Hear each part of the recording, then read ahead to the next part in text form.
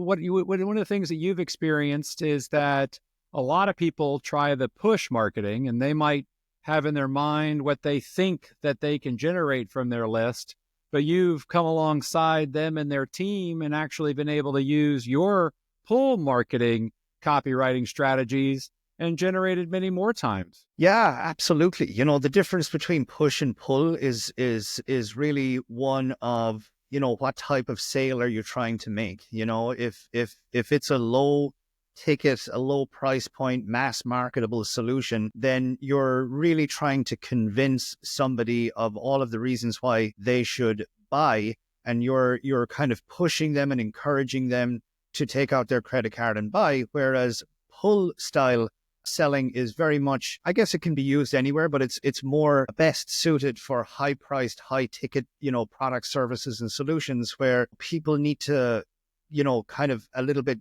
qualify for to be accepted into the program, or qualify to be one of the lucky ones to get the product or the service or the solution. When it comes to selling more expensive, higher price things, there's a lot more framing that needs to be done. The person really needs to feel like they've got to work to be accepted into this high price product, service, or solution. Yeah, I love that. And I think a lot of folks are scared to use kind of these, what Dan Kennedy would call the takeaway sale sort of strategy, where you're kind of keeping the product, close to you as a salesperson. You certainly want to make the sale, but you're kind of keeping the product close and making the customer come towards you and really ask you in order to accept them as a prospect, and ask you in order to actually make the sale. It's really a lot of fear by marketers of whether or not they're going to reduce their revenue by using this approach. Well, most certainly when it comes to selling high-priced products, services, and solutions, it's the ultimate way of doing it. Test result after test result in my world, in my experience, has shown that it is a different type of selling. It's not the same. And the guys that kind of don't do so well selling more expensive solutions are the ones that approach it from the perspective of them selling a low-price product. People don't like to be pushed into spending a lot of money. They much prefer and respond way more powerfully to being seduced into selling purchasing high-priced solutions. And the way that it was described to me by my mentor, Gary Halbert, is, probably not the most eloquent language in today's world, but he would describe it as being the hot chick at the bar. Whereas if you're selling something cheap, you're kind of the guy that's trying to get the girl's phone number. You're the guy that's trying to get the customer's sale. But when you're selling something really valuable, really expensive, a high price product, service, or solution, you really want to be the opposite of that. You want to be the hot girl at the bar, and you want to kind of make, the potential prospect, the potential customer feel like they've got to really work hard and oftentimes even compete against others to win the right to purchase the product. So, you talked about Dan Kennedy's takeaway strategy. That's one element of it for sure. Putting criteria in place, making people jump through hoops. There's a lot of different tactics that you can employ. But really, it's more about a communication style. Really, it's more about creating urgency, exclusivity, limiting the quantity of people who can apply for this, letting people know, that there's a lot of people looking to get in, but there's only a few positions available. If you're in the coaching space, you can't work with everyone because of the level of service that you're offering.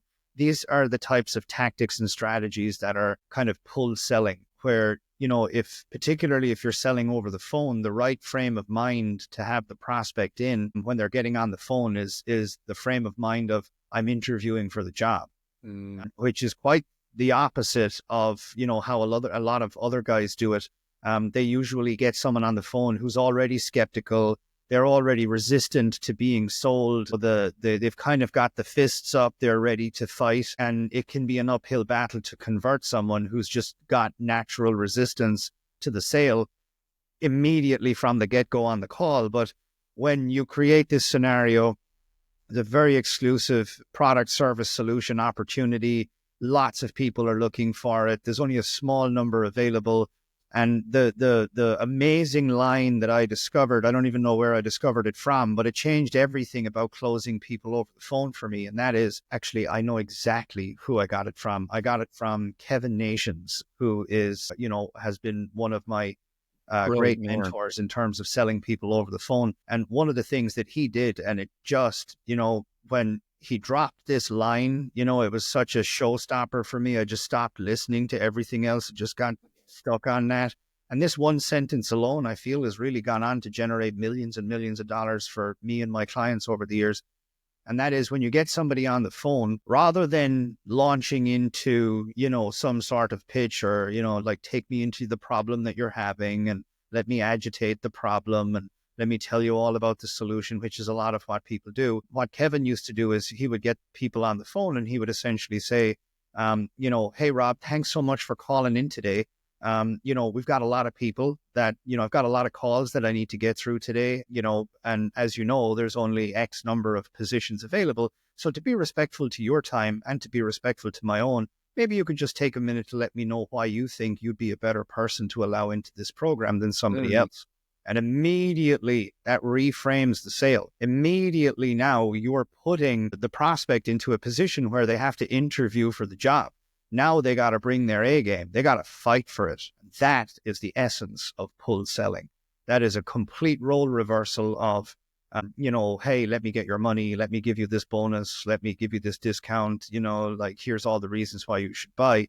It's a very different style of selling. And when you can couple that mentality, throughout the copy with really great tactics and strategies, scarcity, urgency, exclusivity, a once in a lifetime opportunity that's not going to be around for long. And, you do Dan's takeaway and all of these tactics. It's just so much superior. You just cannot compare the results between that style of selling for high priced products, services, and solutions in comparison to, here's all the reasons why you should give me your money. It's just a very different thing. It's a very different style of selling.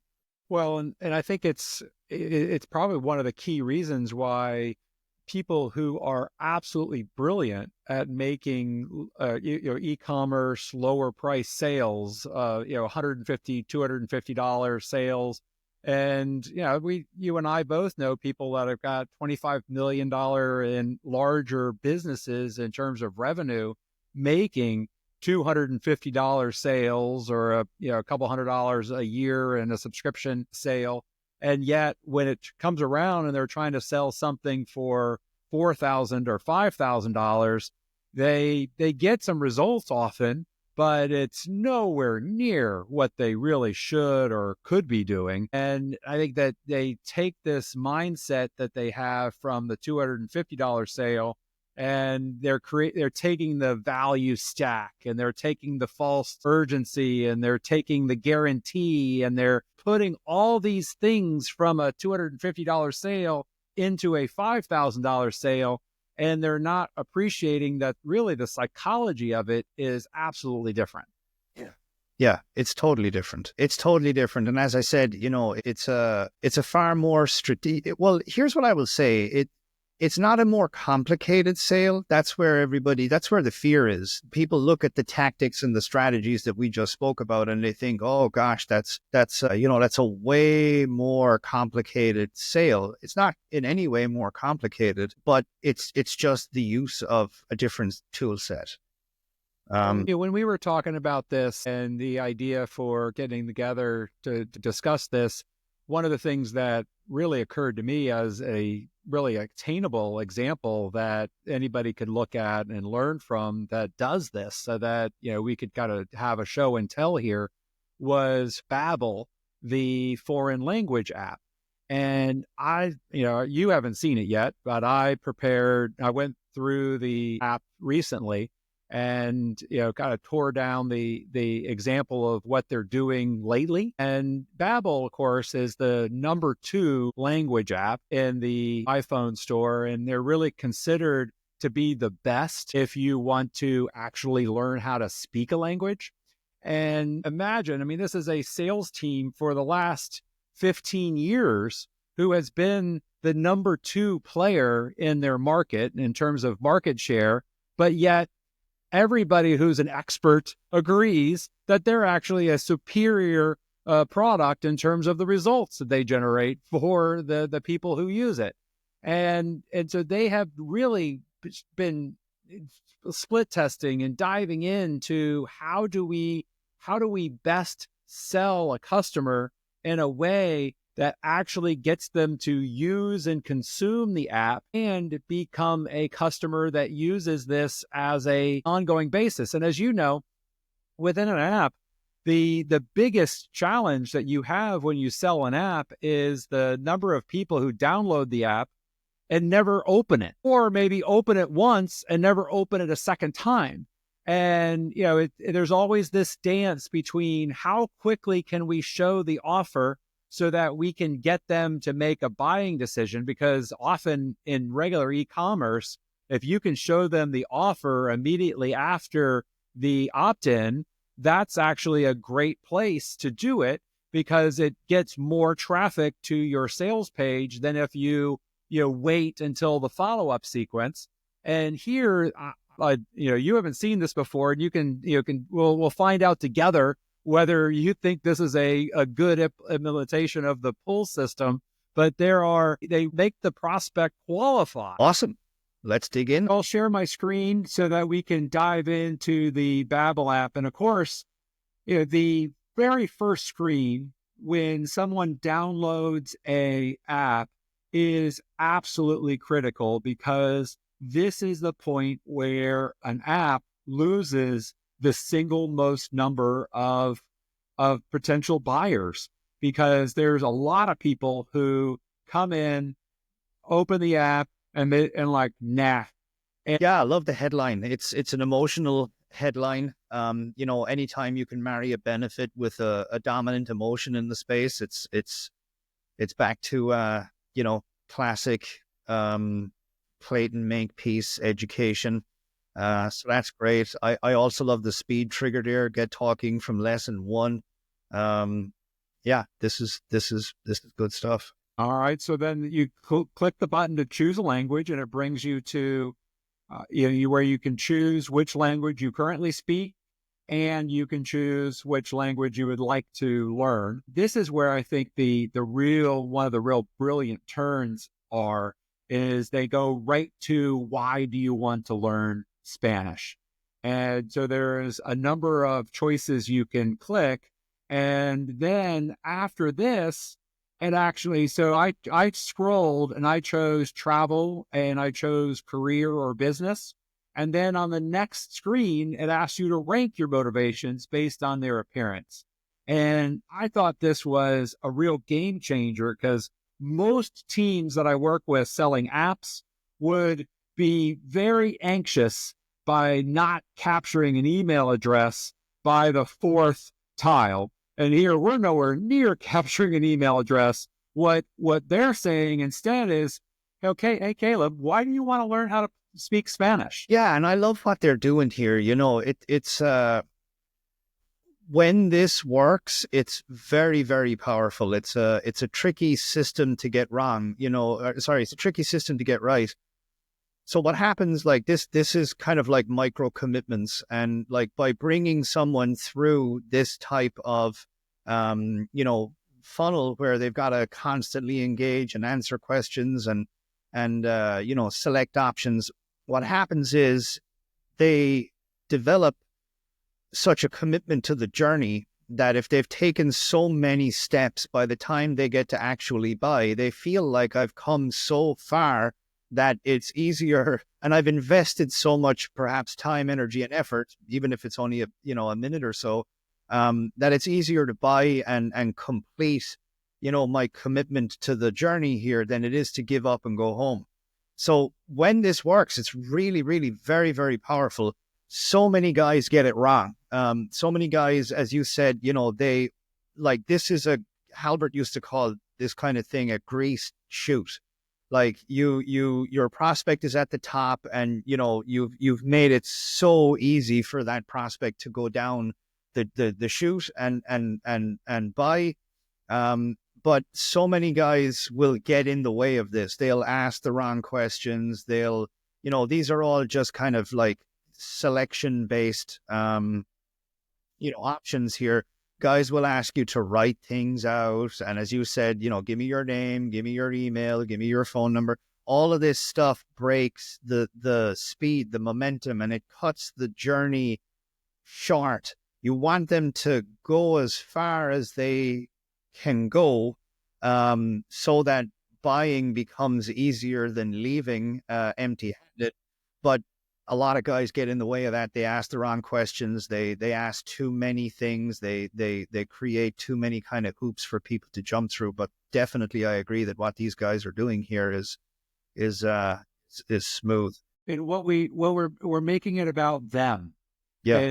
And most of the, you would expect that they want to sort of figure out where you are in your journey of learning Spanish. But even before that, like, why do you want to learn Spanish? And so I think that really changes the conversation in a smart way. And so, okay, so after I ranked the motivations, then, it shows that they're adjusting the recommendations based on the fact that I want to learn for career and business first and travel second. At the same time, they're giving some social proof with their reviews. Yeah, absolutely. This reminds me of one of the great guys that has mastered this exact business model is a guy called Dan Lehman, who I interviewed for the Monetizers show. Brilliant marketer. And what they found was in between each question, if they put a testimonial, or I think it was either in between each question or in between each second question, if they added a testimonial from a user, it actually increased not only the quantity of people that completed the funnel, but actually increased the quantity of people who bought also. Yeah. So, but this is nice too. Adjusting recommendations, social proof. Yeah. And I don't know that they actually do any adjusting of recommendations. It just sort of spins there. Yeah. But it feels like they're working on our behalf.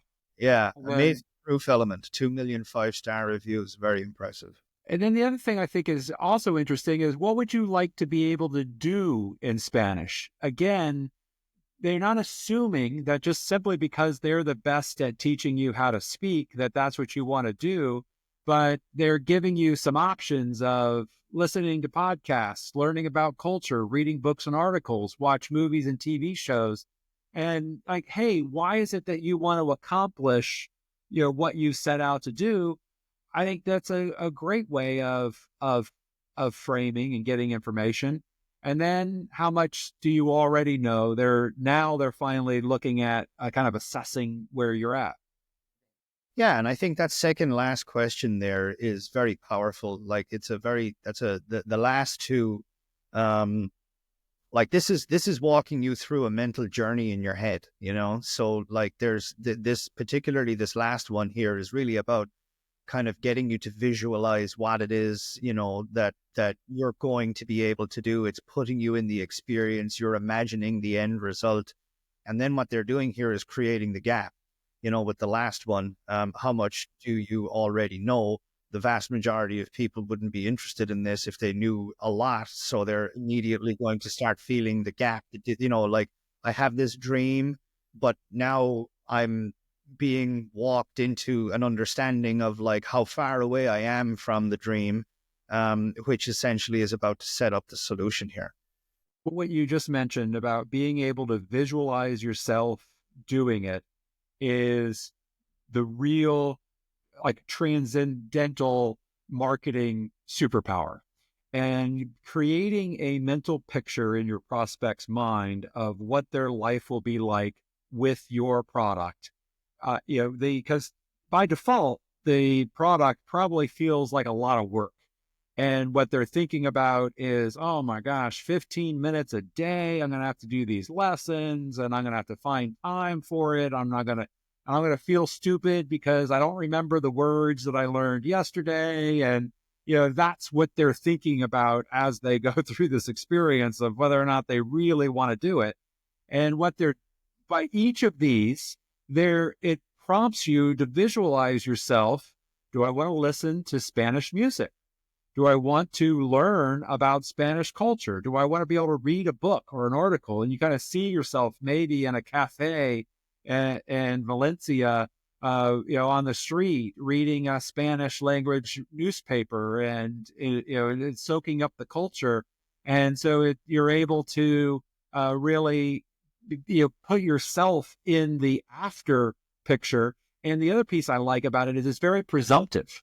Well, of course, like we help people, a lot of times as marketers, we get wrapped up in the number of people who buy but don't do. And what they're doing here is, hey, what would you like to be able to do as a result? And it's very presumptive. Of course, people use this app and learn how to listen to podcasts. And of course, people, enjoy reading articles because they've used this tool. And being able to really put your customer in that mental space is huge. Yeah, and I think as well, what they're hitting on here is another really powerful aspect of advertising as well. Like, there are many things that great advertising can be defined as, but one definition is that great advertising is the transfer of emotion. It's getting the person to feel things, because if you can get someone to feel something, that's a very powerful experience. Feelings are overwhelming. They're all consuming. They essentially guide everything that goes on in our day-to-day life. We do nothing without feeling. Even if you think that you're, not feeling something, there's an emotional reason why we do everything, So by getting someone to imagine, what would you like to be able to do in Spanish? Like, look at these things here, like listen to music and podcasts. So if you stare off into the ceiling when you think about that, you're probably going to be thinking, in terms of feelings. Learn about local culture. Again, like you mentioned there, walking down the street, smelling, the local cuisine being cooked in the restaurant on the corner. These are all like feelings. How does that make you feel? Even, reading books and articles, like that might not be so emotional to someone that is, perhaps, not involved in a career where they need to be able to do that, or maybe they'll lose their job. So there's all sorts of, they're thinking, oh my God, this is how I'm going to save my career or something. I'm making it up. But this question is guiding you to not only get into a visual, place where you can imagine yourself in the experience, but it's also triggering the emotions that are associated with that. And when you can get into the realm of making people feel emotions in your advertising, you're really selling at a far superior level. All things being equal, ads that make people feel emotions will always outperform ads that do not. And it's a very difficult thing for a lot of people to get. It's a difficult thing for a lot of people to understand. It's also interesting, like I've seen this so many times throughout my career, where advertisers strike it rich with an ad, but they never know how to repeat it again. They never, like, it's kind of like lightning strikes. It struck once, but it never struck again. And like the hidden kind of reasons, there's many hidden reasons why things can be breakthroughs in terms of advertising. But one of them is that somehow, some way, at least in the context of these guys that don't know how to repeat things, their advertising struck a very powerful emotional nerve with people that tapped into a very strong feeling.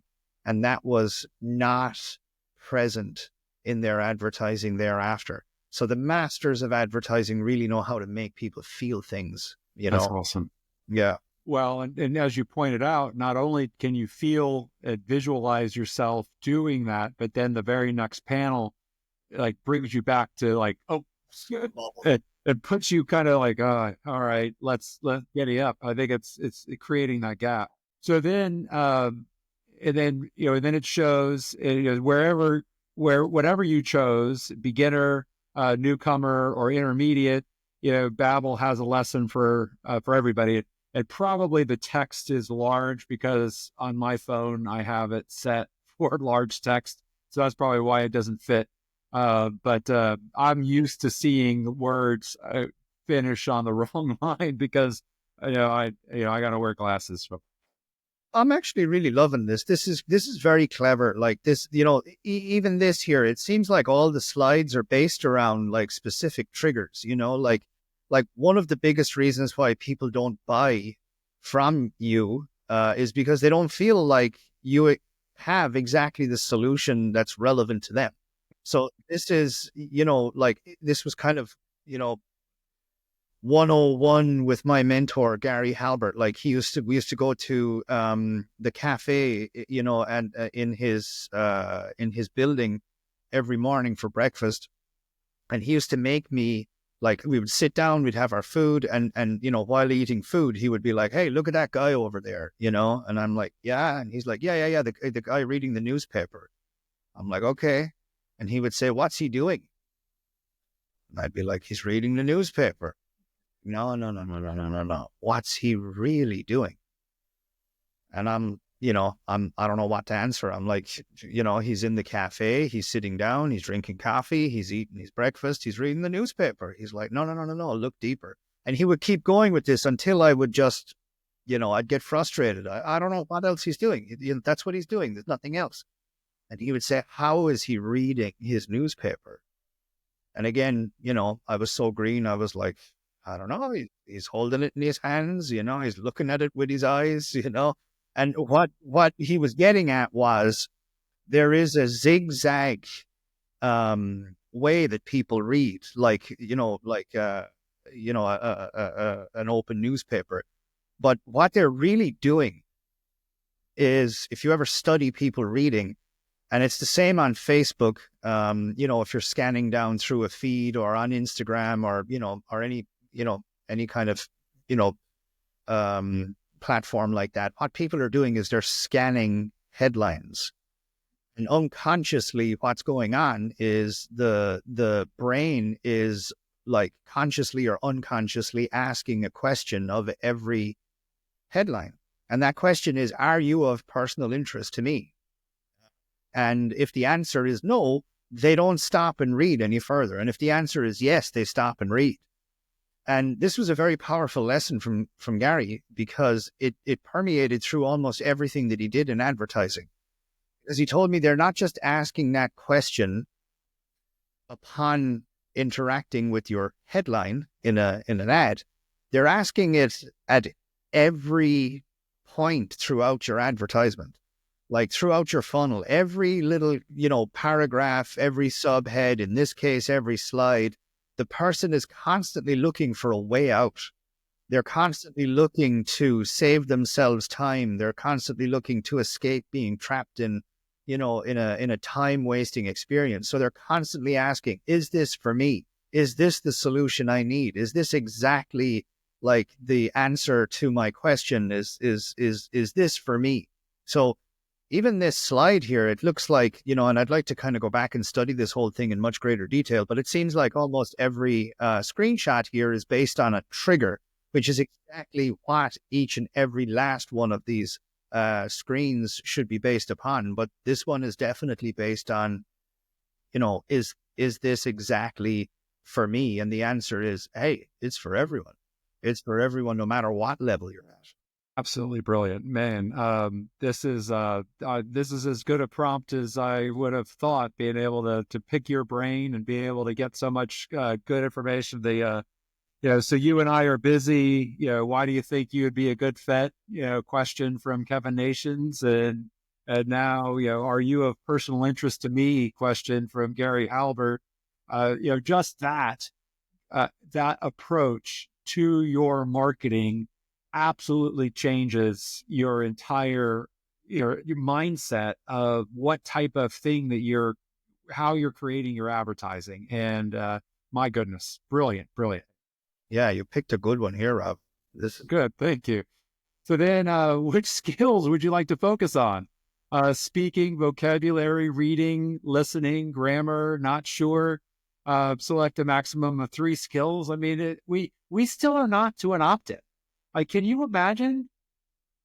And this is taking it out of the realm of like visionary and into the realm of action. Again, very smart slide. Like I'm really impressed here. Like these guys have really navigated this very, very intelligently.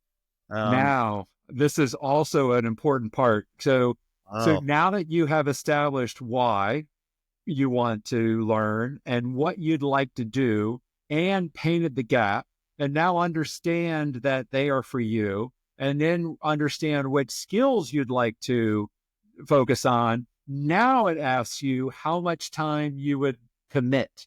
Even before they're even collecting your email address, even before they're collecting your money, they want to know from you, Caleb, how much time will you commit to us if we give you access to this language learning app? I love it. Action commitment. Yeah, I love it. And This, I can tell you, when I went through this years ago for the first time, like I knew that, like I came in maybe thinking 5 minutes, and I was then once prompted with this, I was trying to decide between 15 and 30. The process pushed me to expand what I was willing to commit to the app. and I think that that is such a brilliant point to make because not only does this get you to commit, but like, it puts you in this scenario where, like if you just choose 5 minutes, you're kind of like putting in a real loserish type of effort. So like you kind of don't want to be at the bottom of the back of the pack, so to speak. Um, so not only does it get you to commit, not only does it assume that you're going to commit, um, it encourages you to make an even bigger commitment to not be one of the guys at the back of the pack. You're going to want to position yourself either somewhere in the middle of the pack or the top of the pack. And in presenting it this way, you're getting the person to even commit on a greater level. This is very smart. I like this. And also, I love the language: relaxed pace or challenging. Choose a goal that feels right for you. You're not challenging their manhood. Or, like, this is not an ego versus ego sort of play, which is kind of a lot of what I learned how to do. It's a very kind leadership sort of approach of, hey, what's right for you? We're a good fit for whatever you decide. Yeah, and I love these questions here. They're all assuming you're going to buy, like, and you and I have talked many times outside of privately about like getting people to opt in advance of the order form and how like assuming the sale increases conversion rates on the order form. Using headlines like, where would you like us to send your login details, is so much more powerful than, enter your information below, which is pretty much what most guys do. Enter your information below, and then they just, they try and capture data there. But when you assume the sale, as these questions assume that this person is, is wanting these skills, and then they're assuming that this person is going to commit. And when you assume things, people tend to align with your assumptions. Yeah, it's It's very a leadership mindset versus a sales mindset.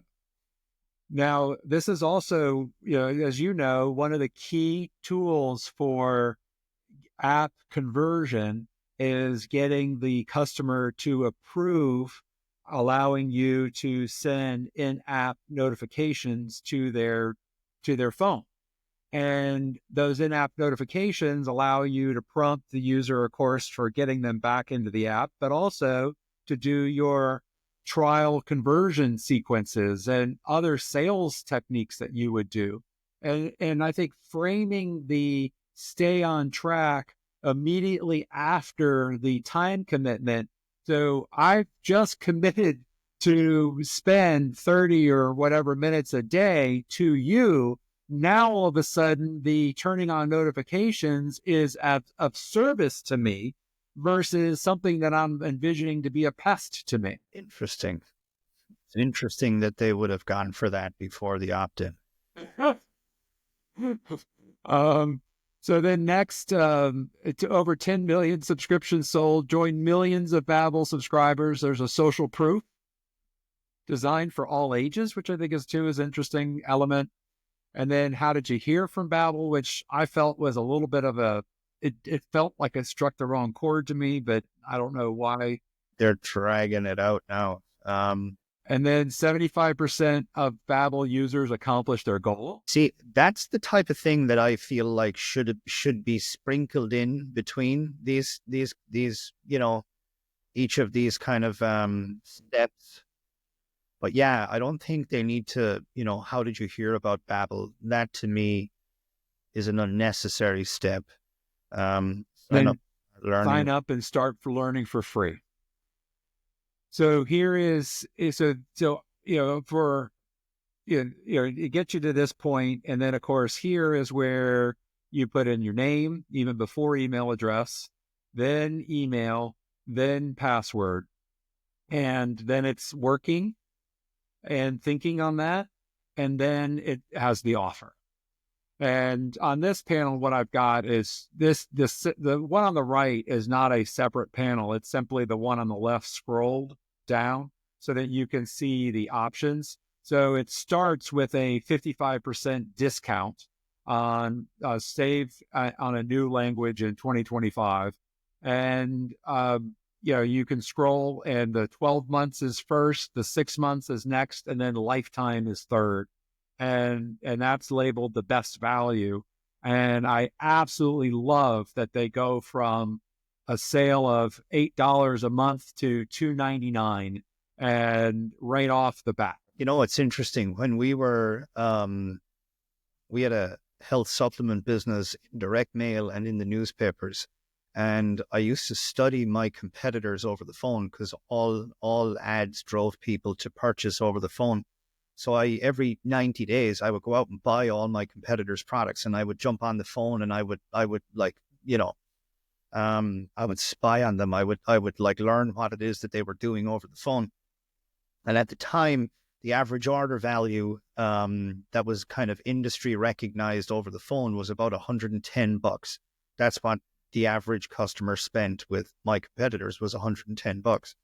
And I came up with a and what they were doing was they would call in and they would pitch the lowest value offer first. They would say, hey, like a 1 month supply, cost this. What they would do rather is they would say, how many bottles are you looking to order today? And they would allow the person go to whichever option they wanted, which was 12 months, 6 months, 3 months, 1 month. Most of them would just do that. Like, how many bottles do you want to order? A lot of them would start with the 1 month option. And I came up with a crazy idea. And the crazy idea was, rather than asking them anything, and rather than, assuming that they wanted the lowest thing first, what I did was, the minute they got on the phone, I pitched them the 12-month supply. And what I found was, you get the best value deal is the 12-month. You get the most amount of discounts. You get all of these additional bonuses, and you get free shipping and the whole lot. And then I would say, do you want like the 12-month option? They would either say yes or they would say no. If they said no, then I would drop down to the 6-month option. The call floor would drop down to the 6-month option. But what started to happen is, because we started at the best, every step down, they were clear on what it is that they were losing. So they might have only wanted a 1 month supply, but they actually ended up buying like a 6-month supply. Even if we got all the way down to the 1 month supply, we would ask them, are you sure you want to go for the 1 month supply? Are you sure you don't want to like get all of these other discounts with all of these bonuses and all of these, the free shipping and handling? And what ended up happening is, by pitching the very best and most expensive option first, we ended up with $180 average order value.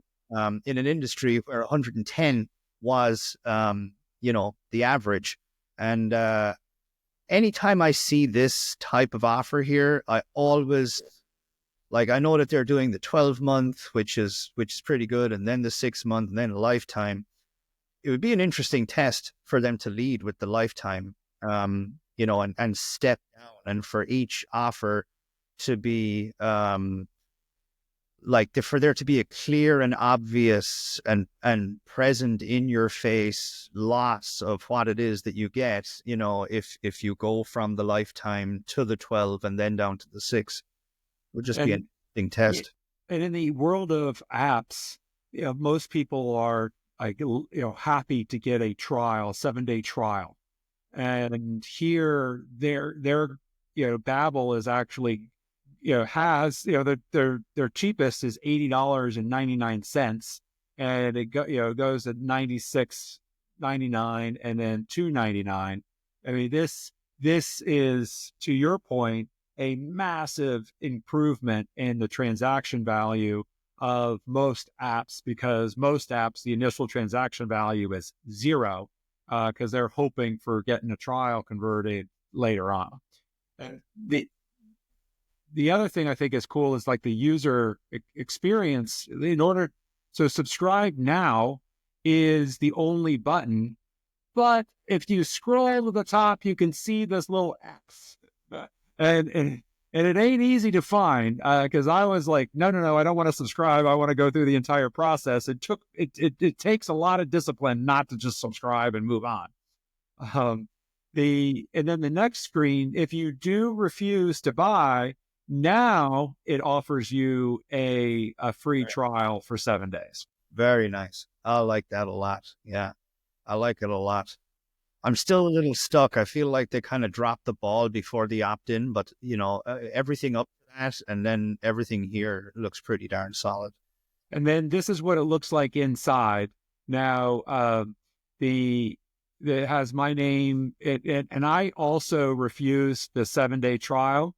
So now in the app experience, it shows the 7-day trial as an offer, and then it has set your weekly goal.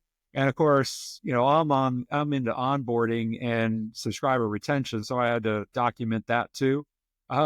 So now it's like you start setting your goal, and it's like, okay, what is your motivation for learning Spanish? Which I kind of would wish that came forward from the sales process. I didn't have to complete it again. But then it's your motivation. You want to be independent. You want to learn in 6 to 12 months. You're doing it for travel. You want to learn for 15 minutes a day. Well, then that means you're going to do 7 activities a week. Confirm. And this, and then it says what days of the week do you want to learn? Choose what time, and it really is asking the customer then to set their learning goals. And this gives you underneath it, if you bought, this offer would go away. It would start with your learning level. And so that, I thought that would be a useful example for us to talk through today. Yeah. How do you, being the onboarding, retention master here, how does this, do you think that they've onboarded people with style and finesse and expertise here, or do you see holes in their game? Is there things that you think could be done differently to get better results? I do wish that they were more multi-channel with their onboarding. While I feel like the app experience is on point, I probably would also like to see some social proof incorporated into here, maybe some testimonials. Since it's travel and career or business, you could show travel or career or business examples, or send a series of emails that are focused on travel, career, business type goals. And I think that those would have greatly enhanced their particularly, conversion to the 7 days. The one thing is they do send some emails as a follow-up sequence to get you to buy, but the emails have nothing to do with anything that you specified as part of the sales process. It's simply just trigger, like one of them is a joke, haha, it's somebody wrote a joke and they're sending that via email. So that game certainly has a lot of room to improve. But the team that's creating the sales process for the app, I thought was well worth studying. I can only imagine that like somebody that takes this many steps to get into the app is probably someone that's going to stick around a lot longer than perhaps someone that hasn't taken that many steps, right? Yeah, agreed. I think the sales, I think that's one of the key things that I really focus on is too many subscription businesses attract high churn subscribers with discounted offers and hypey language.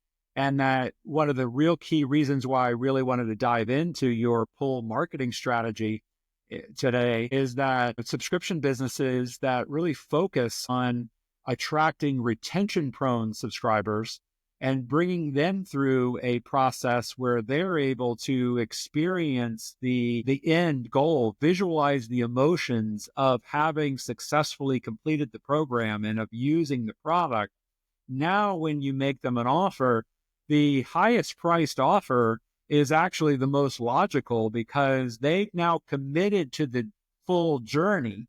And once they've committed to the full journey, your higher priced annual 2-year or lifetime subscription is by far the most value in this new mindset because they're in a retention prone mindset, committed to the end result versus dip my toe in the water with spending as little money as possible. And because I don't know that I like it and I think I'm going to want to quit right away. It's very smart. They're so pre-qualified that the best offer to make them is the strongest one of all. Yeah. Yeah. There's a lot of logic in that. Is like a lot of guys get that wrong in the sense that giving the wrong offer to high value prospect is dangerous. Like a lot of the times if someone is really sold, offering a free trial turns them away. Yeah, like that's something big there that I don't think a lot of people kind of understand. Like there's a lot of guys out there doing free trials targeting customers that are just probably they're too high value to be interested in like free trials. Well, and it also sends a signal to your customer that you don't really believe in what you're offering. Yeah. Like, you don't believe in your sales process. You don't believe in how you qualified. You don't believe in the experience that you're willing to charge for it up front. And it, in many ways, and by the way, there's plenty of scenarios where free trials are the right thing to do, but totally. So as well, like I learned a lot about pricing from Jay Abraham many moons ago. Like he talked a lot about just how much price is equated to quality in people's minds. If you've built up the impression that this is the best thing since sliced bread, but then all of a sudden at the very end of it all, you give it away for a pittance, you've smashed the credibility and the power and the value of what it is that you have to offer by giving it away for a pittance. People equate price with value in a lot of instances, not in every instance, of course, but it is something to factor in there. Well, Caleb, I think this has been a lot of fun to me sharing this Babbel sales process. I've been excited about sharing it with you for weeks, and I am absolutely glad that you enjoyed it. I think we covered a lot of great territories from the Kevin Nations quote to you and I are very busy. Why do you think that you are a good fit for this program? To the prospect at every step of the sales process, asking themselves the question, are you of personal interest to me? And rigging your sales process with that in mind. What would you like, then, and also taking that presumptive approach to the sale. So when a prospect enters the cart, says, I want to, buy now, asking them, where would you like us to send your login details or where would you like us to send your shipping confirmation? And so that it's a much more powerful presumptive way of collecting that email address that you could use for multi-channel follow-up sequences than would be simply asking, enter your email. And then, assuming the best in the highest discount as part of the offer is, it's absolutely the way Disney does it. The most expensive offer is on the top of their ticket board, and it ain't cheap. The multi-part, multi-day pass is, probably $900, and you got to go all the way down the board for, the 1 day single park option. And, you feel almost like a cheapskate for buying the cheapest one on the board. But yes, that approach to direct response is absolutely brilliant. A lot of great nuggets that anybody can use and apply in their own business marketing. Fabulous. All right. Good stuff. I hope everybody enjoys. If you enjoyed this, leave a comment below. Ask us a question. We're in the chat, sections below. So if you have any questions about this or you want to interact with us in any way, just comment below. And please also share this video with anybody you think would benefit from it. And subscribe and like, and we'll see you next time. Thanks a lot. God bless.